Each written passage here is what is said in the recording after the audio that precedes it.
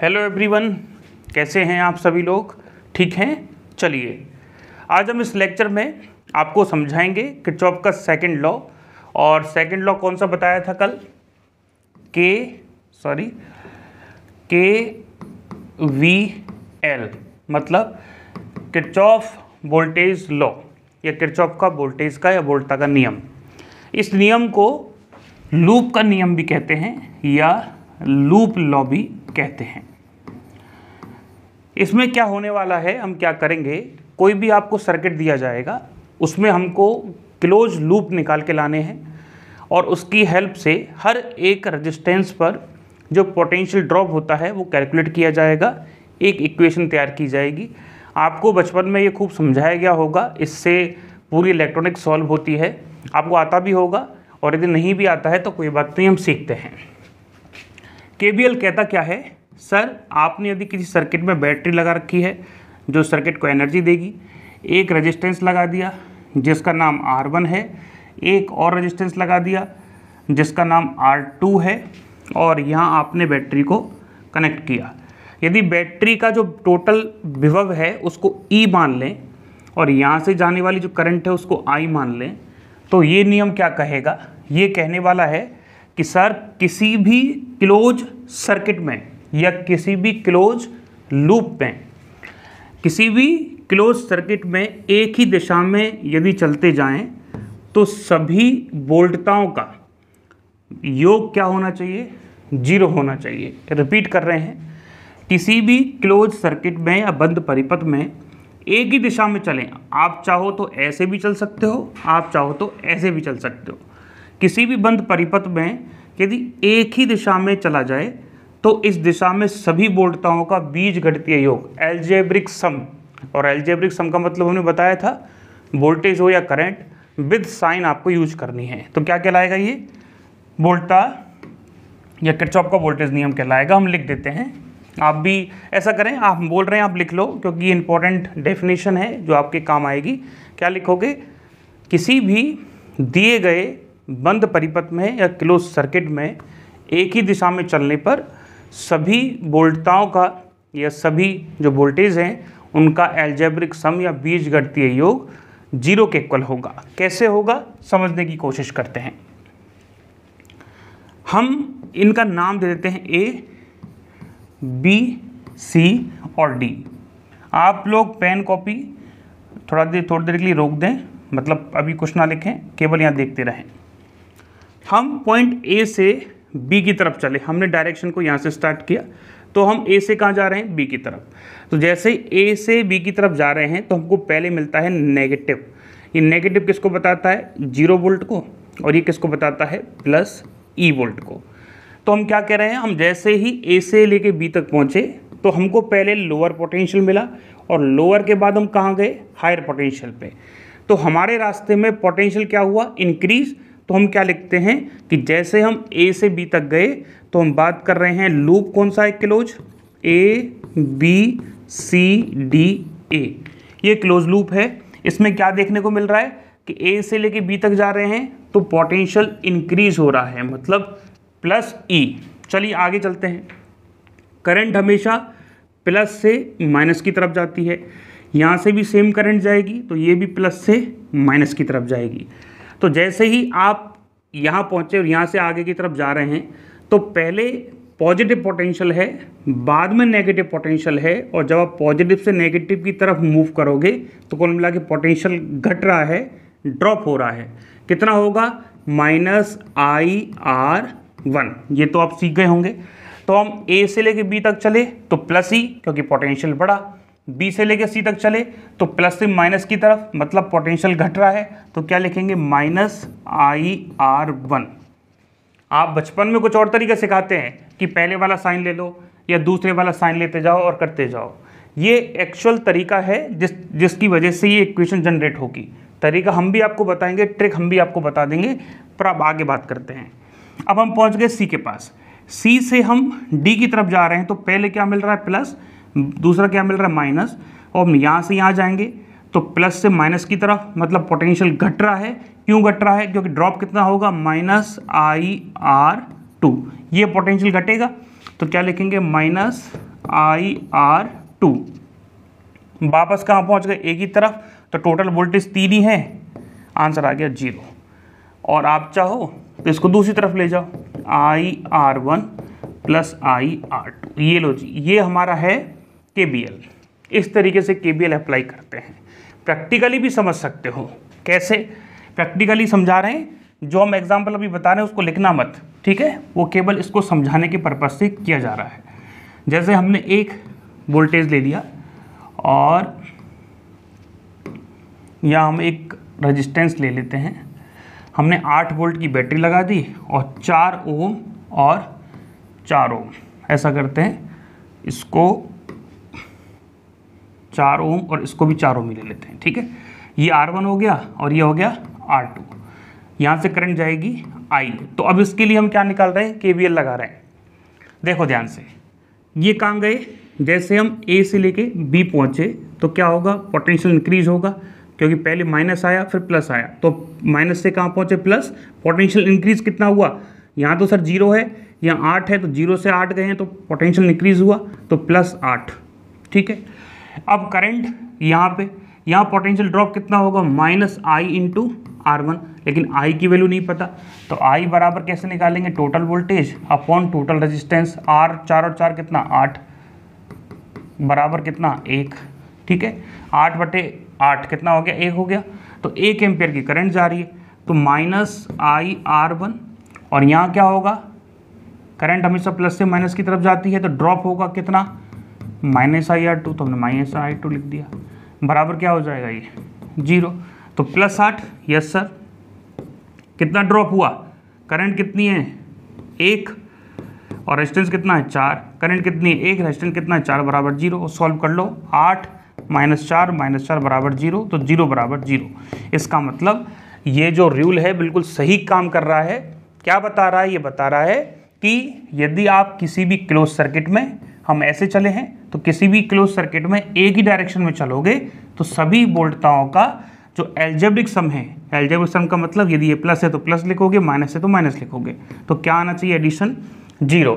और वैसे भी ऐसे भी समझ सकते हो, देखो इसको ऐसे भी प्रूफ कर सकते हैं, ये कितना है 8, यहाँ कितना पहुँच गया 8 वोल्ट, यहाँ कितना है 0, यहाँ भी कितना है 0, करंट कितनी है साहब, सर I बराबर 1 एम्पियर, तो ड्रॉप कितने का होगा बताइए, -I 1 है, रेजिस्टेंस 4 है, तो 4 वोल्ट का क्या हो गया, ड्रॉप हो गया, तो 8 में से 4 गए तो इस पॉइंट पे कितने बचेगा, 8 में से 4 गए तो 4 वोल्ट, ठीक है।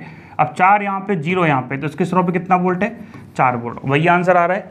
इसके सिरों पे पोटेंशियल ड्रॉप कितना, 4, इसके सिरों पे भी कितना, 4। कैसे भी कर सकते हो, जैसा आप ठीक समझे, ठीक है। इसको हम हटा रहे हैं, ये हमारे किसी काम का नहीं है, क्योंकि ये केवल समझाने के लिए लिया गया था, जिससे आप इसको लिंक कर सकें। चलिए अब बात करते हैं, रूल आपने लिख लिया, कुछ बातें जो आपको शायद यहाँ थोड़ी तकलीफ आई होगी, हम वापस से लिख देते हैं, ध्यान से समझना। यदि बैटरी कुछ इस तरीके से लगी हुई है और करंट ऐसे फ्लो हो रही है, ठीक है, करंट फ्लो होने की डायरेक्शन ये है, इसमें से I करंट निकल रही है और ये जो बैटरी है वो E वोल्ट की है। आप यदि आपके चलने की जो दिशा है वो ये है, इसी की दिशा में आप जा रहे हैं, तो देखो क्या लिखोगे, यहाँ पहले क्या आया, नेगेटिव मतलब छोटा, बाद में आया बड़ा, तो आप ऐसे जा रहे हैं तो आपको पोटेंशियल का फ़ायदा हो रहा है, तो इस जगह आप इस्तेमाल करोगे +E। इन 4 पॉइंट्स को बड़ा ध्यान रखना, 4 पॉइंट ही आपको हर एक सर्किट में हेल्प करेंगे। दूसरा देखो, यदि सेम सर्किट है लेकिन इस बार आप जो हैं करंट इधर ही जा रही है लेकिन आप इधर जा रहे हैं, हमने क्या कहा, किसी निश्चित दिशा में। अब आपकी दिशा ये भी हो सकती है और किसी भी स्टूडेंट की दिशा ये भी हो सकती है, तो सर कोई चेंज आएगा आंसर में, कोई चेंज नहीं आएगा, एनर्जी तो कंजर्व रहेगी, चाहे आप इधर से करें चाहे आप इधर से करें। देखो इधर यदि करंट जा रही है और आपकी दिशा ऐसे आ रही है, तो पहले रास्ते में क्या आ रहा है, प्लस, वापस दूसरा क्या आ रहा है, माइनस, तो प्लस से माइनस की तरफ पोटेंशियल क्या होगा, ड्रॉप कम होगा, वोल्टेज कितना है E, तो कितना कम हुआ, पहले कितना था सर E, बाद में कितना हो गया 0, तो कितना कट गया -E, तो यहाँ इस्तेमाल करोगे आप -E। अगला देखो, यदि एक रेजिस्टेंस है R और करंट ऐसे जा रही है, ये है प्लस ये है माइनस, आपको पता है करंट हमेशा हायर पोटेंशियल से लोअर पोटेंशियल की तरफ जाती है, तो यहाँ प्लस लगाएंगे, माइनस आएंगे क्योंकि करंट आगे की तरफ जा रही है। अब आपकी चलने की दिशा भी यही है, तो ये हो गई चलने की दिशा, इसको जरूर लिख लेना, ये है चलने की दिशा। लिखने में बिल्कुल शर्म महसूस ना करें कि सर हम ये बात लिखते हुए अच्छे नहीं लगते, अच्छा सिर्फ सिलेक्शन लगता है, इसके अलावा कुछ अच्छा नहीं लगता। तो आप लोग ये सारी बातें लिख लेना। यहाँ नोट्स जो हैं कोई आपके बड़े मॉल में नहीं रखे जाएंगे दिखाने के लिए, ये आपकी हेल्प के लिए हैं। तो नोट्स को गंदा करो, गंदा करने से मतलब हर एक चीज़ समझने वाले को लिखो। तो ये क्या है, चलने की दिशा। हाँ जी देखो, चलने की दिशा। अब आप बताओ यहाँ पे आप प्लस IR लिखोगे या माइनस IR लिखोगे? ऐसा कोई स्टूडेंट तो नहीं है जिसको समझ में नहीं आ रहा हो। हम क्या कर रहे हैं, इसी को तोड़ तोड़ के लिख रहे हैं। पहले इसको लिखा, ये लिख दिया।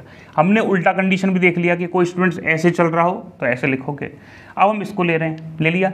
देखो करंट ऐसे जा रही है, ऐसे जा रही है, प्लस से माइनस की तरफ जाएगी। तो जब हायर पोटेंशियल से लोअर पोटेंशियल की तरफ जाएंगे तो जाहिर सी बात है, पहले हाई पे थे अब लो पे हैं, तो पोटेंशियल घटा है। और आप भी जानते हैं कि रेजिस्टेंस पोटेंशियल को घटाता है। तो क्या लिखोगे, माइनस के प्लस। यदि हम हायर से लोअर की तरफ जा रहे हैं तो पोटेंशियल घट रहा है, तो क्या लिखेंगे, माइनस। क्या लिखने वाले हैं, माइनस। तो क्या लिखेंगे, माइनस IR। अगला देखो, यदि ये करंट ऐसे जा रही है, प्लस, सॉरी हम ऐसा करते हैं, इसको थोड़ा अलग तरीके, ये प्लस है, ये माइनस है, वापस करंट ऐसे जा रही है, लेकिन आप इस बार ऐसे जा रहे हो। तो अब क्या लिखोगे, प्लस या माइनस? सर पहले कहाँ थे हम, यहाँ, अब कहाँ पहुँच गए, यहाँ। तो पहले नेगेटिव पोटेंशियल पे थे या कम पोटेंशियल पे थे, अब ज़्यादा पे हैं, तो यहाँ क्या आ जाएगा, पोटेंशियल बढ़ेगा। तो क्या लिखोगे, प्लस IR। यदि I करंट फ्लो हो रही है और R रेजिस्टेंस है तो। आप ये मत समझना नेगेटिव का मतलब negative 3 volt, negative 4 volt. Negative का मतलब लोअर और पॉजिटिव का मतलब हायर। जैसे ये भी कॉन्सेप्ट क्लियर कर लेना, यदि यहाँ 3 वोल्ट है, यहाँ 8 वोल्ट है, तो ये नहीं है कि नेगेटिव नहीं होगा, ये होगा नेगेटिव, ये होगा पॉजिटिव, और करंट जो फ्लो होगी, सॉरी हाँ, करंट जो फ्लो होगी पॉजिटिव से नेगेटिव ऐसे जाएगी, मतलब हायर पोटेंशियल से लोअर की तरफ जाएगी। तो कभी भी हम नेगेटिव लिख रहे हैं, इसका मतलब ये मत समझना कि नेगेटिव पोटेंशियल ही लगा होगा या जीरो लगा होगा। नेगेटिव पोटेंशियल डिपेंड करेगा कि दूसरी सिचुएशन में कौन सा पोटेंशियल लगा हुआ है। यदि दूसरी सिचुएशन में 8 लगा है, इधर 3 है, तो ऑब्वियसली बात है कम है, तो लोअर पोटेंशियल कहलाएगा, तो करंट ऐसे जाएगी। और यदि इसी जगह हम 2 कर दें तो अब इधर हायर हो गया तो करंट ऐसे चली जाएगी। एक न्यूमेरिकल भी हमने शायद आपको बताया था जिसमें करंट की डायरेक्शन -0.5 आई थी। इसका मतलब यहाँ बन गया था, आपको याद होगा शायद, यहाँ कुछ 5 था, यहाँ कुछ 6 था, तो 6 से 5 की तरफ करंट जा रही थी, जो हमने पहले उल्टी दे रखी थी, कोई न्यूमेरिकल करवाया था आपको, ठीक है। चलिए, तो ये है KBL रूल। क्या है ये, KBL। इसमें एक चीज़ और है, थेवेनिन थ्योरम में कभी कभार चार्जिंग और डिस्चार्जिंग की कंडीशन बनती है, या हमको कोई न्यूमेरिकल मिल जाता है जिसमें हम टर्मिनल वोल्टेज निकालते हैं, तो वो क्या है उसको समझने की कोशिश करते हैं। तो अगला हमारा टॉपिक है चार्जिंग एंड डिस्चार्जिंग। ये हम बात कर रहे हैं फॉर सेल, ठीक है, हम सेल के लिए बात कर रहे हैं, मतलब जो बैटरी आती है उसके लिए। अब इस कॉन्सेप्ट को समझना जो KBL से सॉल्व होता है, रटने का कोई ज़रूरत नहीं है। देखो, हमारे पास एक रेजिस्टेंस है, हमारे पास एक बैटरी है, यहाँ है R और यहाँ वोल्टेज है E। आपको पता है बैटरी है तो पॉजिटिव से नेगेटिव की तरफ क्या जाने वाली है, करंट जाने वाली है, तो हमने I करंट लिख दी, ठीक है। अब इसके लिए आप यदि इक्वेशन लिखना चाहते हैं तो क्या लिखेंगे, इसके लिए हम इक्वेशन लिखेंगे, यहाँ से चले पॉइंट A से, और ये क्या है पॉइंट B। तो पॉइंट A से चल रहे हैं, हाँ जी ये पॉइंट है B, पॉइंट A से चल रहे हैं, तो पहले क्या आया नेगेटिव, बाद में क्या आया पॉजिटिव, तो इसका मतलब यहाँ कितना होगा 0 वोल्ट, यहाँ कितना होगा E, तो 0 से E कितना फ़ायदा हुआ, यहाँ लिख देंगे प्लस E का फ़ायदा हुआ, ठीक।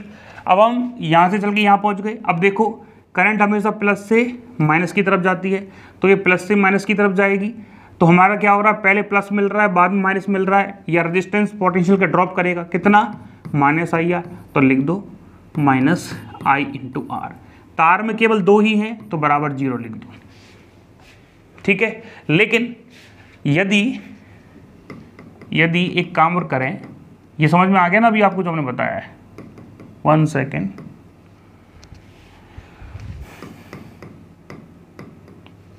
अच्छा 1 सेकेंड रुकें, इसको और थोड़ा सा बेटर बनाते हैं। यहाँ तक हमने क्या लिखा, यहाँ तक हमने लिखा प्लस ई और माइनस आई आर। अब सोचो कि ये जो सर्किट है यहाँ हमने एक बैटरी से लगा दिया, बी वोल्टेज से लगा दिया, ठीक है।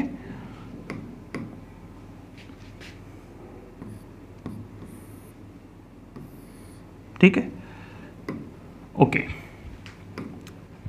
तो ये दिए बी है, तो बताइए आप क्या लिखोगे। आप करंट नीचे की तरफ जा रहे हैं तो पहले क्या आ रहा है प्लस, दूसरा क्या आ रहा है माइनस, तो माइनस बी भी लिखेंगे, बराबर क्या कर देंगे अब 0 को। आप कहेंगे सर पहले तो यहाँ तक चलाया, फिर आपने ये क्यों जोड़ा, क्या आप भूल गए थे। भूल हम ये गए थे कि भाई केवीएल तो हमेशा क्लोज में लगेगा, तो ओपन में लगा के आप कैसे 0 कर रहे हो, तो नहीं कर सकते ना। इस वजह से हमने फिर क्लोज किया इसको और ये सर्किट को 0 बनाया। आप चाहो तो इसको वापस से एक बार हम नीचे लिख सकते हैं।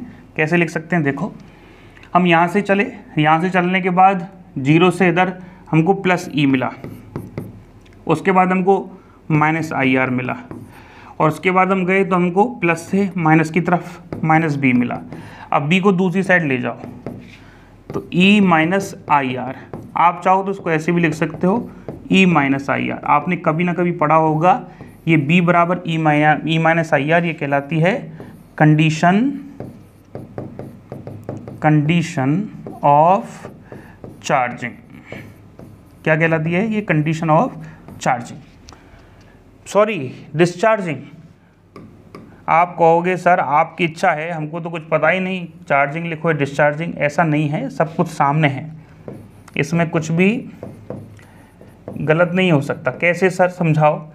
भाई सेल आपने लगाया है, सेल से करंट निकल रही है, तो सेल में तो पोटेंशियल घट रहा होगा, इसका मतलब सेल तो धीरे धीरे डिस्चार्ज हो रहा होगा, और हिंदी में कहते हैं इसको कंडीशन ऑफ निरावेशन, मतलब डिस्चार्जिंग, मतलब बैटरी काम में आ रही है, इसका मतलब ये होता है। ठीक है, चलिए अब हम देखते हैं कंडीशन ऑफ चार्जिंग मतलब आवेशन। ठीक है, हम देखने वाले हैं अब कंडीशन ऑफ चार्जिंग। सर ये कैसी होती है, देखो आप खुद बताओगे। ये हमने रेजिस्टेंस लगा दिया और यहाँ एक बैटरी लगा दी, और वो इसी जगह वही एक, ये बैटरी जो है दूसरी ये V है, और हमको सेम कॉन्सेप्ट लगाना है, लेकिन इस बार करंट जो है वो ऐसे जा रही है। ये थोड़ा सा ध्यान रखें, क्योंकि यही आपकी चार्जिंग की कंडीशन को ठीक करेगा। इसको ठीक कर लेना, हमारा थोड़ा सा फ्लो में गलत हो गया है। ठीक है, ये R है और ये बैटरी E है। तो अब यहाँ पे कैसे लगाओगे, सर हमको तो समझ में नहीं आता कहाँ से स्टार्ट करें। तुम्हारी इच्छा हो जहाँ से स्टार्ट करो, आपकी इच्छा A से है तो A से, आपकी इच्छा B से है तो B से, आपकी इच्छा C से तो C, कहीं से भी स्टार्ट करो, कोई तकलीफ नहीं। KVL आपको फ्री हैंड देता है कि क्लोज सर्किट बना लो और कहीं से भी आप बैटरी को लगा के रेजिस्टेंस पर पोटेंशियल ड्रॉप कैलकुलेट कर सकते हो, कोई प्रॉब्लम नहीं है। आपकी इच्छा बताओ कहाँ से है, कहाँ से करें, A से करें, B से करें, C से करें या D से करें।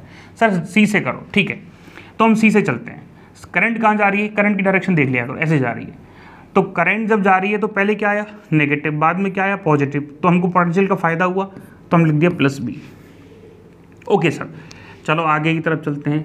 हम आगे की तरफ गए तो हमने क्या देखा, ये क्या है प्लस, ये क्या है माइनस। करंट क्या जाती है हमेशा प्लस से माइनस की तरफ, हमारी चलने की दिशा जो है वो ये है। हम उल्टा भी चल के दिखा देंगे, आंसर वही आएगा।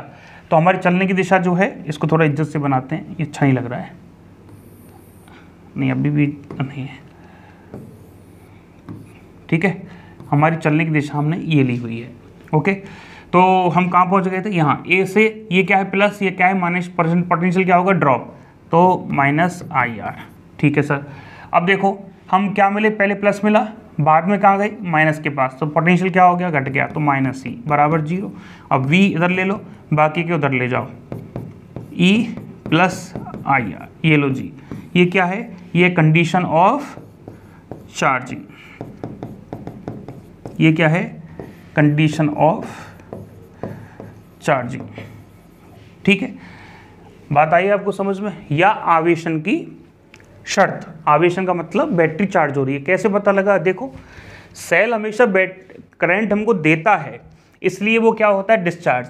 यहाँ तो हम क्या कर रहे हैं, सेल को करंट दे रहे हैं। देखो हम क्या कर रहे हैं, सेल को करंट दे रहे हैं, इस वजह से क्या हो रहा है, चार्जिंग की कंडीशन है।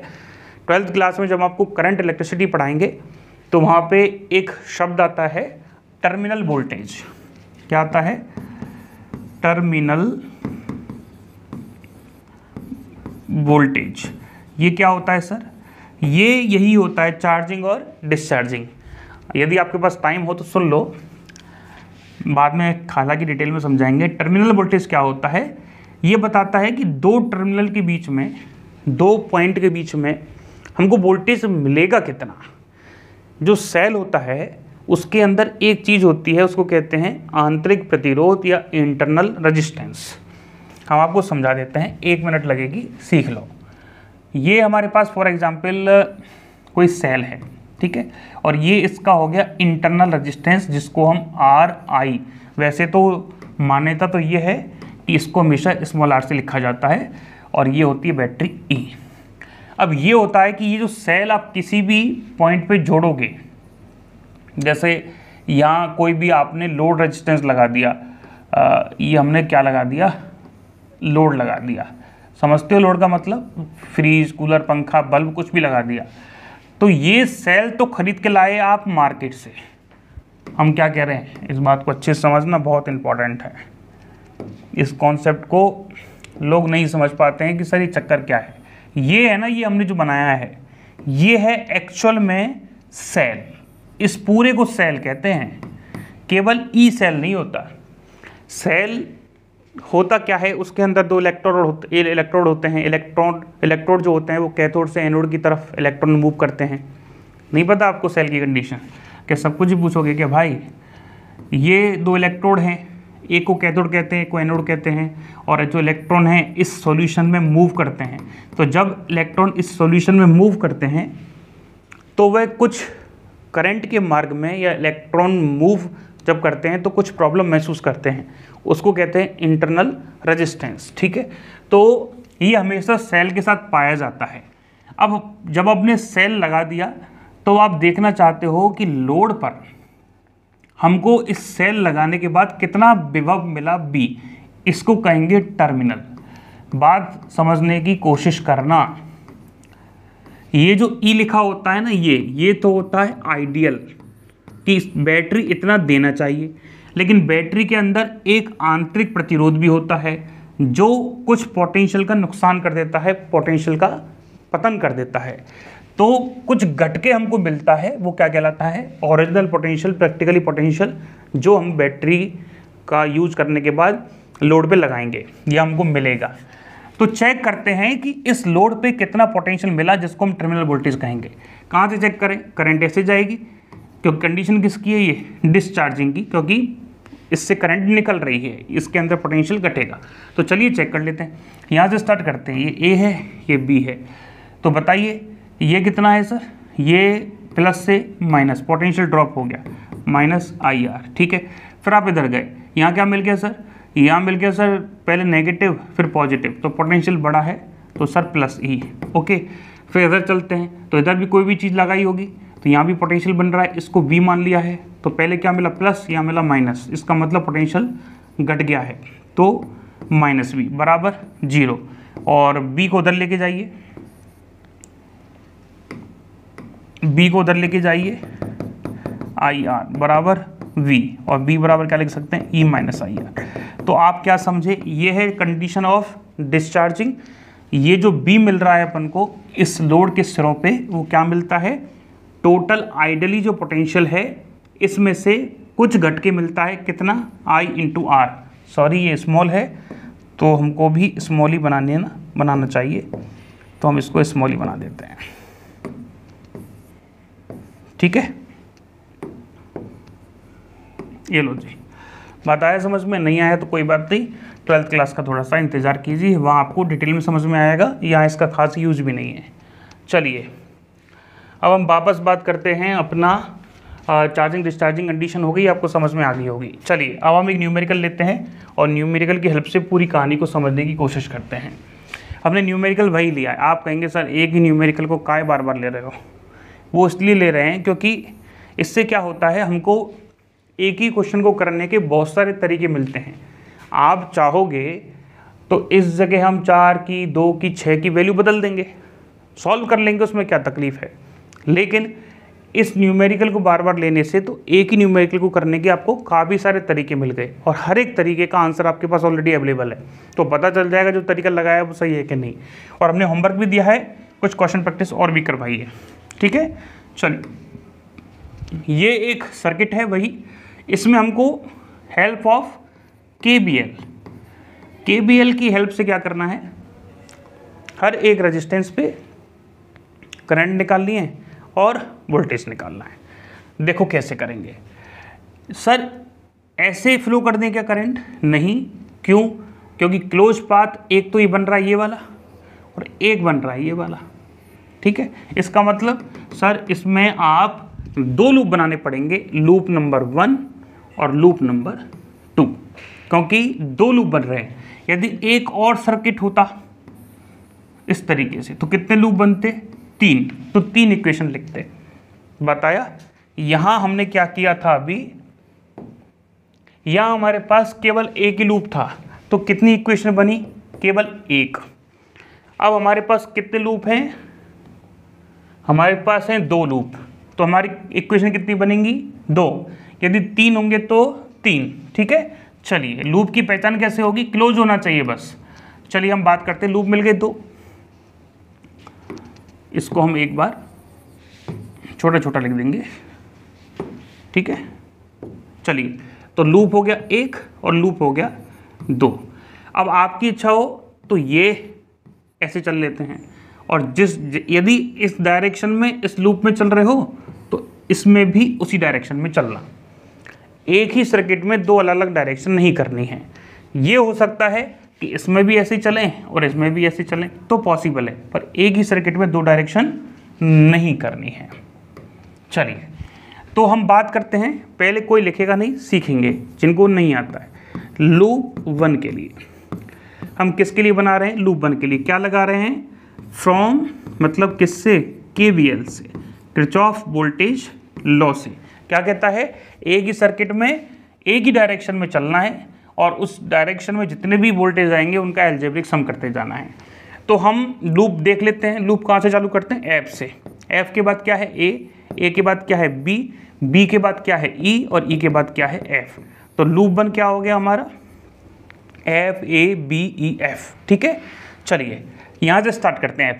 F से ऊपर की तरफ गए तो ऐसे जाएंगे और हमको क्या मिला? पहले नेगेटिव, बाद में क्या मिला? पॉजिटिव। तो हमारा क्या हो गया? पोटेंशियल इंक्रीज हो गया। पहले कितना था? 0, अब क्या हो गया? 8। तो पोटेंशियल इंक्रीज होने की वजह से +8 लिखेंगे।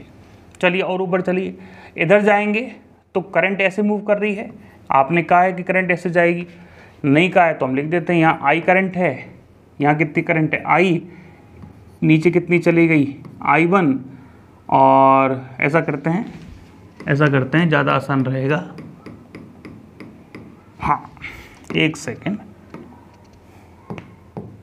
ज़्यादा आसान रहेगा। तो ले लेते हैं I1 और यहाँ से I1 जा रही है। अब ये जो I1 करंट आई है इसके सामने 2 रास्ते हैं, एक तो ये है और एक ये है। माना इधर चली गई I2, इसमें से कितनी जाएगी? I1 minus I2। रिपीट करें? चलो रिपीट कर देते हैं। अच्छा एक सेकंड रिपीट कर देते हैं, वापस से समझा रहे हैं, एक बार देख लीजिए। यदि कोई भी स्टूडेंट ऐसा हो जिसको नहीं समझ में आया हो, देख लो एक बार। सेम चीज़ वापस बता रहे हैं। हाँ जी देखो, यहाँ जो करंट है, माना इससे निकलने वाली करंट है I1 और यही करंट I1 इधर चली गई तो यहाँ कितनी पहुँचेगी? यहाँ भी I1 पहुँचने वाली है, ठीक है। अब I1 के सामने 2 रास्ते हैं, एक तो वो BC ब्रांच में जाएगी, एक वो BE ब्रांच में जाएगी। तो माना BC ब्रांच में चली गई I2, तो इधर कितनी जाएगी, कितनी रही थी I1, इधर कितनी गई I2, तो बचेगी कितनी I1 में से I2। सर I3 नहीं मान सकते क्या? I3 इसलिए नहीं मान सकते, इक्वेशन तो हमारे पास 2 हैं और हमारे पास जो अननोन वेरिएबल हैं I1 I2 I3 3 हो जाएंगे। जब इक्वेशन 2 हों, वेरिएबल अननोन 3 हों तो पॉसिबल नहीं है, इस वजह से हम इसको I1 माइनस I2 मानते हैं। तो चलिए स्टार्ट करते हैं। हम थोड़ा सा देखो जी, F से लेके A तक गए तो हमको वोल्टेज का फ़ायदा हुआ, हमने +8 लिखा। फिर हम A से लेके B तक गए तो करंट कितनी है सर, I1 है, और रेजिस्टेंस कितना है, R1 है। नुकसान कितना हुआ, -I × R1। तो हम यहाँ लिख सकते हैं I कितना है, I1, और रेजिस्टेंस कितना है, 4। ठीक है, आगे बढ़ते हैं। हमको एक लूप कंप्लीट करना है, तो यहाँ के बाद नीचे की तरफ जाएंगे। इस R3 में करंट जा रही है ऊपर से लेके नीचे की तरफ। करंट कितनी है, I1 माइनस I2। हमको प्लस से माइनस की तरफ पोटेंशियल ड्रॉप मिलेगा, तो माइनस करंट कितनी है, I1 माइनस I2, और यहाँ रेजिस्टेंस कितना है, 4। और फिर हम लौट के वापस आ गए तो यहाँ वापस आ गए, क्या आ जाएगा, 0 आ गया, 0। चलिए एक बार इसको खोल लेते हैं, यदि ये समझ में नहीं आया तो इसमें करेंगे, वापस समझ में आ जाएगा। देखो ये क्या है, +8, इसको 4I1 लिख सकते हैं, यस सर। इसको सॉल्व करोगे तो 4 का मल्टीप्लाई करोगे तो 4I1, और माइनस से माइनस हो जाएगा +4I2 बराबर 0। यहाँ हमको क्या पता चल रहा है, यहाँ हमको पता चल रहा है यदि हम इस I1 वाली सिचुएशन को दूसरी साइड ले जाएं तो 8 के बराबर में क्या आ जाएगा, 4 और 4 -8I1, और ये -4, सॉरी ये 4 उधर जाएगा तो पॉजिटिव, और ये माइनस में 4I2। ठीक है, इक्वेशन नंबर 1। अब देखो लूप सेकंड में इक्वेशन नहीं आया समझ में तो कोई बात नहीं। लूप क्या है, अब हम बात कर रहे हैं लूप 2, और इसका क्या है, BCDEB, ये है हमारा लूप। ठीक है, इसमें हम क्या देखेंगे, कहाँ से चलें, B से चलते हैं। B से लेके C तक चलें। करंट कितनी है, I2, ड्रॉप कितना होगा, माइनस, क्योंकि प्लस से माइनस की तरफ जाएंगे तो पोटेंशियल ड्रॉप होगा, -I2 इंटू कितना रेजिस्टेंस है, 2। फिर हम C से D तक गए, कुछ मिला नहीं, D से E तक कुछ मिला नहीं। अब देखो हमको कैसे जाना है, ऐसे जाना है। तो यहाँ से लेके यहाँ तक, हम यहाँ से जाने के बाद ऐसे जाएंगे तभी तो हमारा सर्किट पूरा होगा। तो यहाँ से लेके यहाँ तक जा रहे हैं। अब देखो यहाँ बहुत अच्छी बात सीखने की है, यहाँ आप जा कर रहे हैं ऊपर, आपकी डायरेक्शन क्या कह रही है, ऊपर जाना है। करंट कहाँ आ रही है, नीचे। तो आपको पहले क्या मिला, नेगेटिव, बाद में क्या मिला, पॉजिटिव। तो आप क्या करोगे, पोटेंशियल को इंक्रीज करोगे, क्योंकि आपको बाद में क्या मिल रहा है। तो यहाँ लिखोगे प्लस, कितनी करंट है, करंट वही है इसमें से I1 माइनस I2, और रेजिस्टेंस कितना है, 4। बात आया समझ में, आपको बात समझ में आ गया होगा। ठीक है, इसको कोई बात नहीं, चलो जी। ठीक है, अच्छा इधर कर दिया क्या हमने, अरे यार हमको लगा डायग्राम साफ हो रहा है। ठीक है, बराबर आ गया 0, केवल 2 ही हैं तो 2 लिख देंगे। अब इसको सॉल्व कर लेते हैं, -2I2 और 4 का मल्टीप्लाई बाई 4I1 और -4I2 बराबर 0। I1 को एक साइड ले लीजिए, आगे लिख दीजिए 4I1, और ये जुड़ के हो गया 6I2 बराबर 0। इक्वेशन नंबर 2 हमारे पास 2 आ गई, इक्वेशन 1 और 2। अब इनको सॉल्व करके हमको I1 और I2 की वैल्यू निकालनी है। तो हम यहाँ लिख देते हैं वापस से इक्वेशन को, 8I1 -4I2 बराबर 8। यहाँ से कॉमन आ जाएगा, कितना आ रहा है, 4 कॉमन आ रहा है, तो 4 बाहर निकाल देंगे तो 2I1 minus 2I2 equal to 2, sorry यहाँ आएगा 1, माफ़ कीजिएगा थोड़ा सा गलत लिख दिया है। हाँ जी, 4 कॉमन आएगा तो I2 इक्वल टू 2। ठीक है, अब इसमें से 2 कॉमन निकाल दीजिए। 2 कॉमन निकालेंगे तो बचपन में जो मैथमेटिक्स सॉल्व कर देते वैसे ही होगी। I2 बराबर 0। अब हमको क्या करना है, I1 कैंसिल करके I2 निकालना है या I2 कैंसिल करके I1 निकालना है। आसान क्या है, आसान ये है कि सर यदि I1 को कैंसिल करते हैं कैसे होगा, इस इक्वेशन में से इसको घटा देते हैं, तो घटाते हैं तब क्या करते हैं, साइन को चेंज कर देते हैं। ठीक है, अब यहाँ 0 का साइन तो कुछ भी रखो। अब देखो ये प्लस में ये माइनस में कैंसिल हो जाएगी। ये I2 क्या है, नेगेटिव, ये क्या है प्लस 3I2, 3 में से 1 जाएगा तो 2I2 प्लस में। ठीक है, बराबर 2 में से 0 तो 2 बचेगा। I2 कितना आया, 2/2 1 एम्पियर।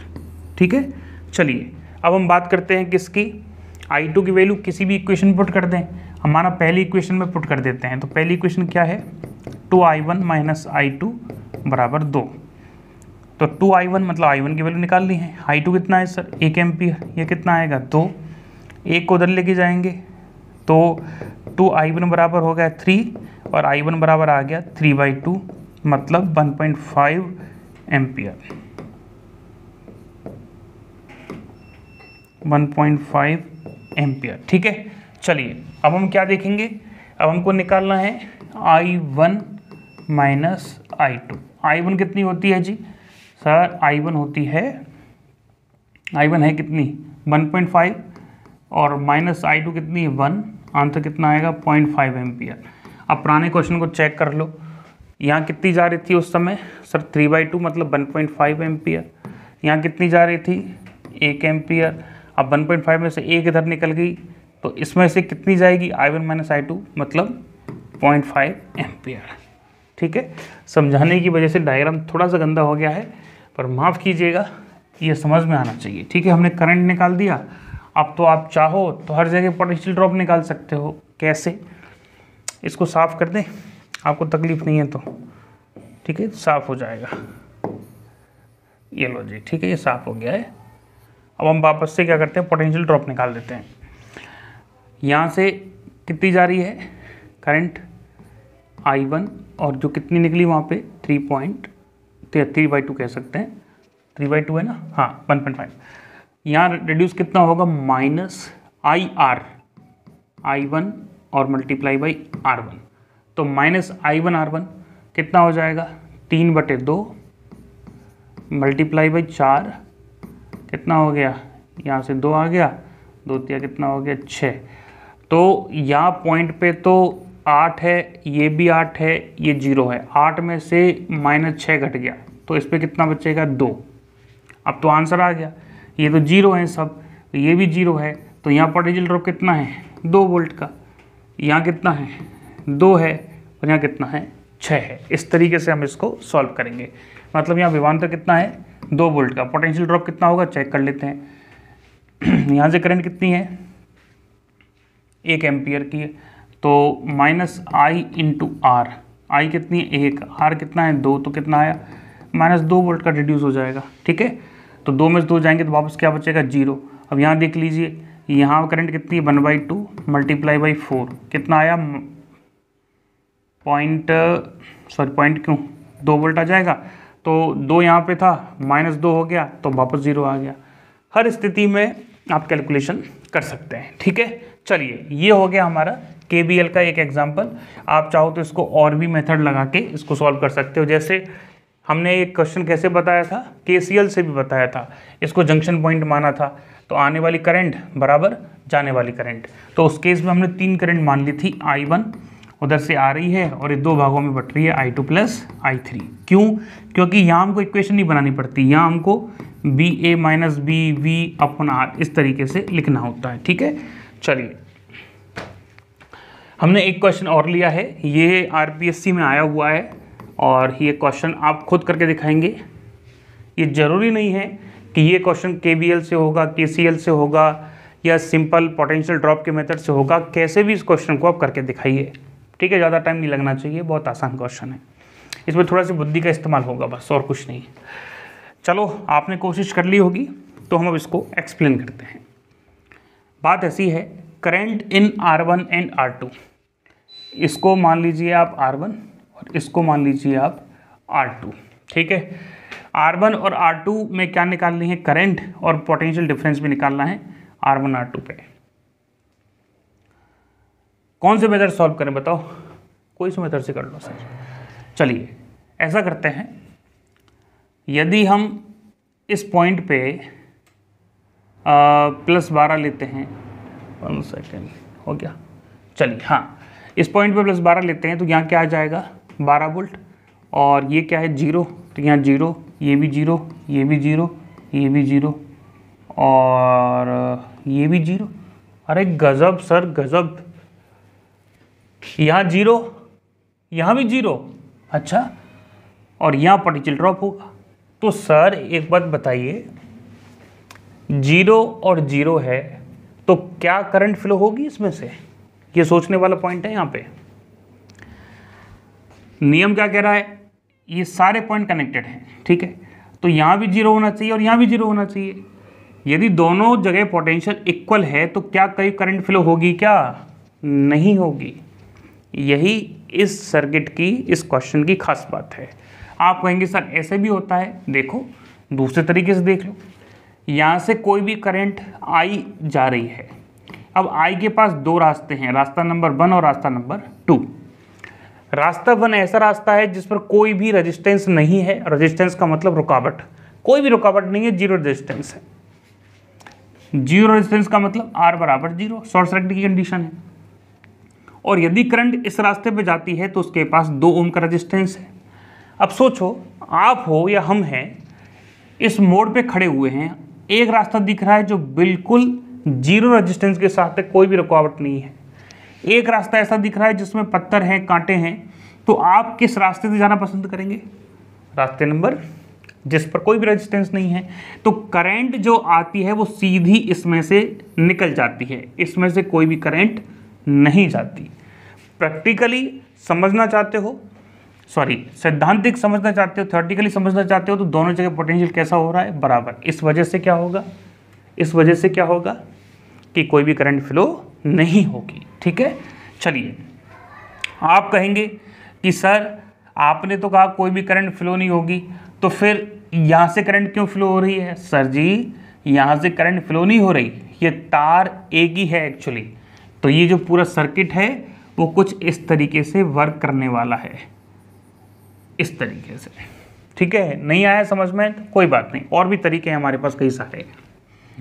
देखो हमने कहा कि इसमें ये रेजिस्टेंस काम का नहीं है, तो केवल एक ही रेजिस्टेंस है, तो करंट निकालना तो बहुत आसान हो गया।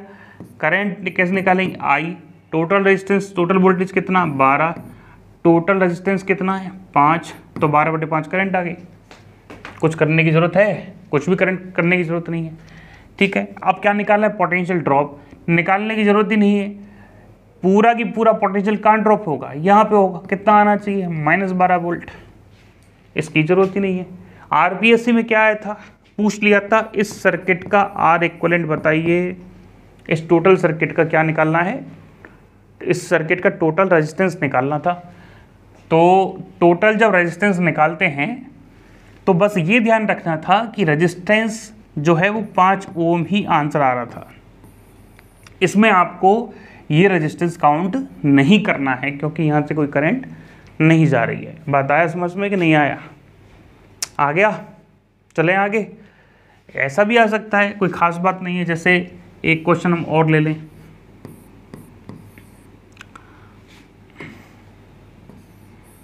जैसे ये हमने 24 वोल्ट ले लिया, ठीक है, और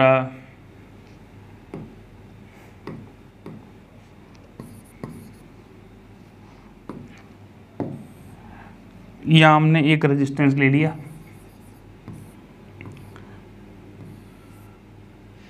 ये हमने एक सर्किट बना दिया, ठीक है, कोई भी सर्किट है, 12 ओम यहाँ ले दिया और 4 ओम यहाँ ले दिया। अब बताइए इस सर्किट में कितनी करंट फ्लो हो रही है। आप कहेंगे सर अब तो 4 ओम अपने इधर लगा दिया, अरे करंट को आसान रास्ता ये दिख रहा है तो इधर करंट जाएगी नहीं, तो ये रेजिस्टेंस काम आएगा नहीं। टोटल रेजिस्टेंस कितना है 12, टोटल वोल्टेज कितना है 24, आंसर बोलो 2 एम्पियर। ये तो ये आंसर हो गया, उसमें क्या तकलीफ आ रही है, टोटल रेजिस्टेंस केवल 12 ओम है ही नहीं, ठीक है। इस तरीके से थोड़े दिमाग वाले क्वेश्चन आएंगे, आप सीख जाओगे धीरे धीरे, अभी तो नए नए हो तो थोड़ी तकलीफ आएगी। ये है होमवर्क में दिया है आपको हमने, और इस क्वेश्चन को KCL से भी करना है, KBL से भी करना है। KCL से कैसे करना है, इसको नोड पॉइंट मान लेना, ABCD नाम दोगे तो ये नोड पॉइंट आ जाएगा, ठीक है। तो नोड पॉइंट पे आने वाली करंट I1 और I2 I3 में हो जाएगा। KVL से कैसे करोगे, KVL से इसको लूप 1 मानोगे, इसको लूप 2 मानोगे, यहाँ इस डायरेक्शन हो जाएगी, यहाँ ये डायरेक्शन हो जाएगी, आने वाली करंट कितनी हो जाएगी I1, और यहाँ से I1 माइनस I2, यहाँ से कितनी निकल जाएगी I2, ठीक है। कैसे भी कर सकते हो, सब आपका आंसर आएंगे टोटल। नहीं आए तो हमको बताना, ये आपको न्यूमेरिकल सॉल्व करना है, ठीक है। चलिए होमवर्क है आपका, हमने ये आपका लेक्चर पूरा हो गया। Thank you so much for listening me, हमें सुनने के लिए धन्यवाद।